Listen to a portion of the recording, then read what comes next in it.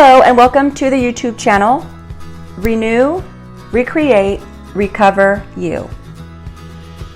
My name is Julianne Williams. I'm the author of the book Head Above Water, which is based upon my experience of losing my husband at the young age of 36. Through my grieving and recovery, I learned much more about grief than I did when I earned my degree in psychology. Loss comes in many forms, but the truth is we can recover and have a happy life. Today, the title of our podcast is Grief, It's Not What You Think.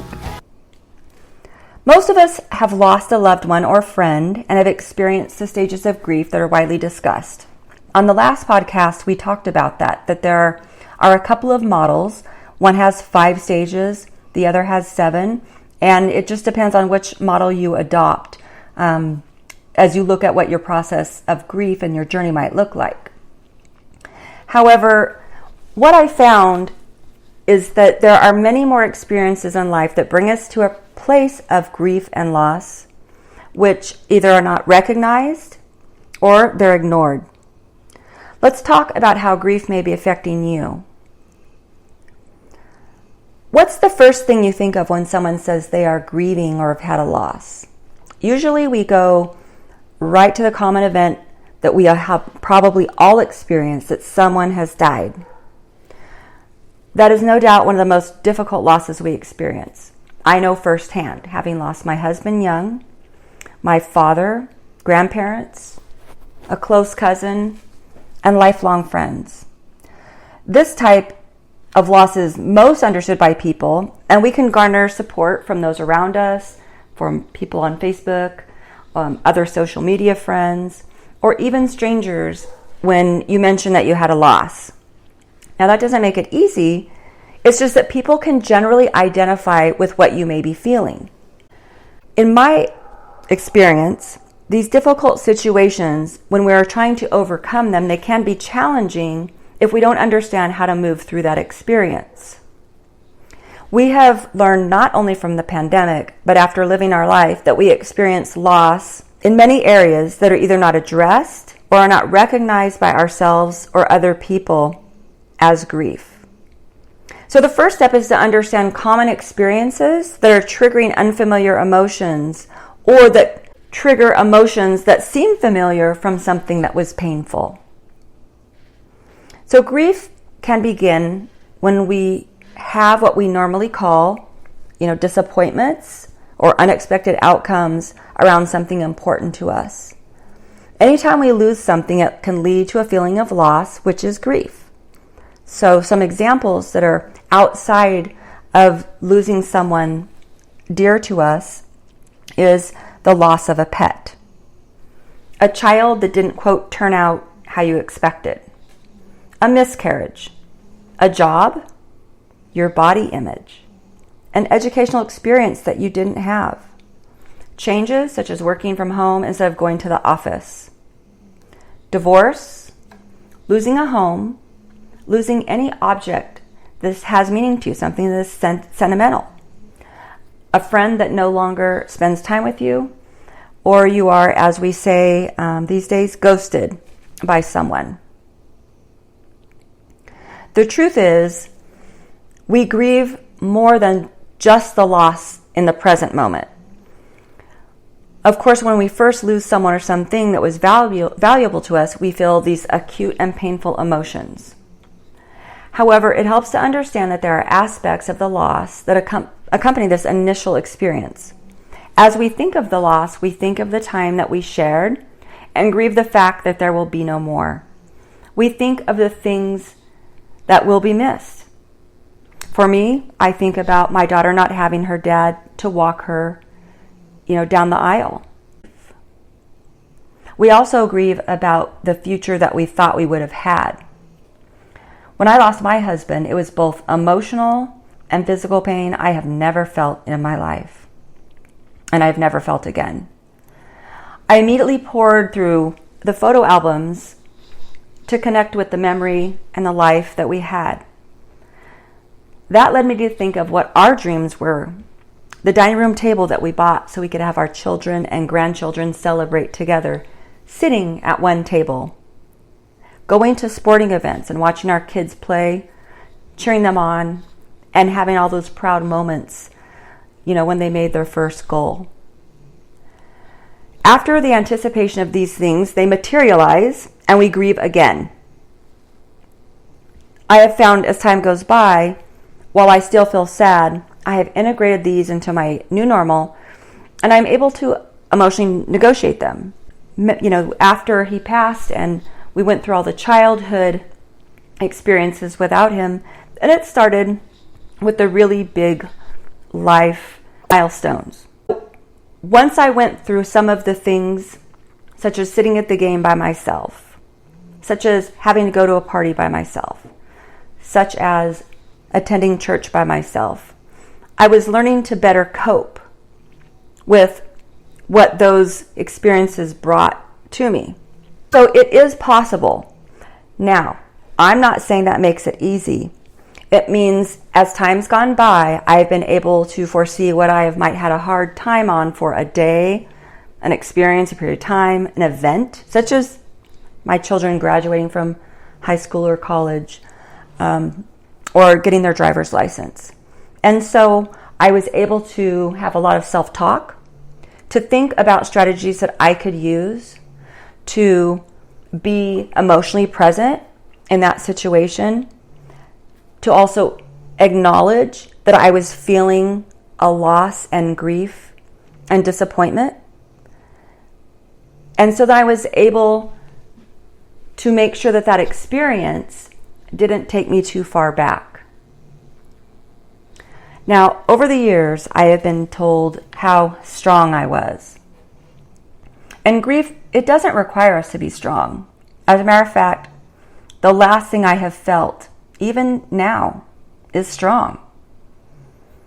I felt sad, vulnerable, isolated, nauseated, physically weak, anxious, hopeless, and helpless. None of these feelings describe strength. And I want you to know you don't have to be strong. Being strong is a myth about what helps us heal.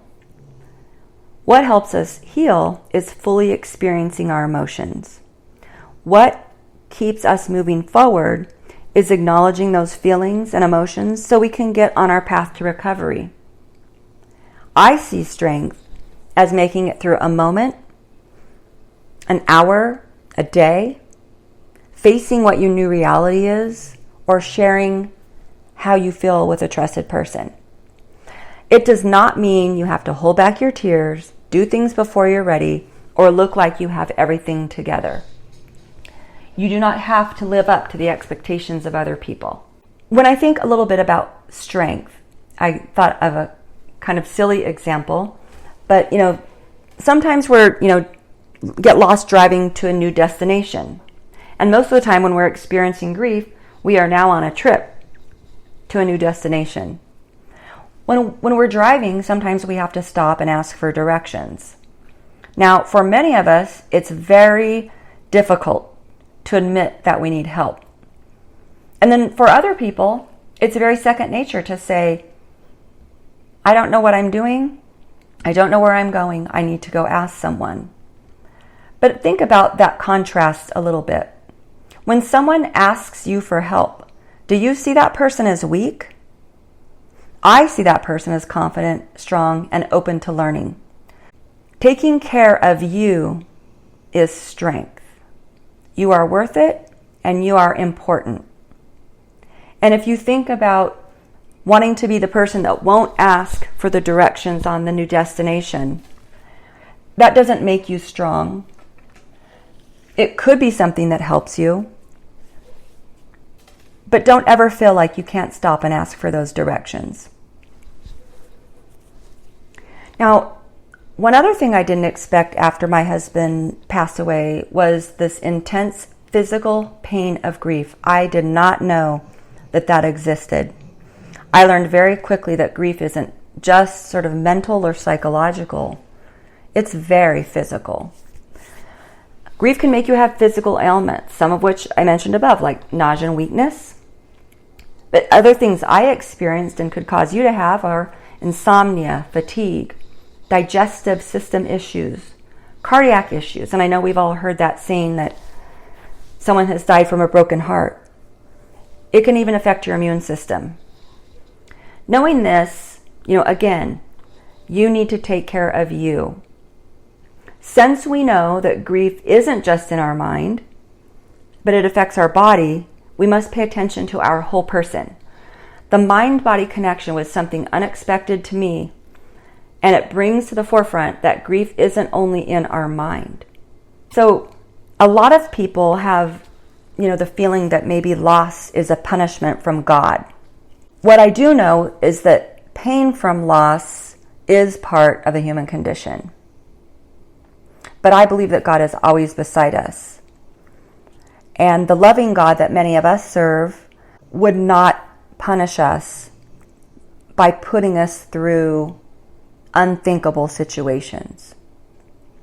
In the book of John, chapter 9, verses 1 through 3, we're reminded that suffering is not a penalty for sin, but that so the good works of God may be displayed. Remember, God sent his Son, and even his own Son was put to death. He did not even spare his own Son. So he knows the pain that we experience by coming to earth as a man and for allowing his Son to be put to death to save all of us. What I do know and I have experienced is that God redeems our pain and suffering by working things out here on earth for good. And probably many of you know that verse. It's Romans 8:28. But when I go back to that verse in John, and it mentions that so the good works of God may be displayed, I think that that shows that there is a loving God that wants to redeem the difficult things and give us beauty for ashes. I do know that God will give us his grace if we ask for his help, and that nothing that is happening surprises God. He already has the solution. So just remember that God's not sending bad or painful situations to you. These things happen in our world because we live in a broken world. Okay, for me that was a heavy conversation to have. But the other thing I want to bring up about, grief, it's not what you think. Well, it's certainly not compartmentalized or separated by each loss. I personally think there's an additive effect that's encountered with triggers that may bring back old hurts when we're grieving a current loss. And like I said, grief doesn't end. And so by understanding that, it should provide us motivation to work hard to mend our hearts, our minds, and bodies when suffering comes upon us. That's not to say we won't be triggered by other painful events that happen in our life. We're mending what is currently happening to us to a place that we can emotionally navigate the future. What this allows us to do is to better deal with the things that happen in the future. The more we ignore our current healing, we hold on to emotions, and we may experience a more complicated grief. In closing, grief is not a one-size-fits-all process or consistent from person to person. There are common emotional reactions that we all experience, but understand that loss can come from events that are both very big and very small. And sometimes it's because those small events are bringing back the emotions from that really big one. Your grief journey is yours and yours alone. Thank you for listening. I appreciate your time today. I'll be thinking of you this week, and I look forward to talking to you next week. Bye-bye.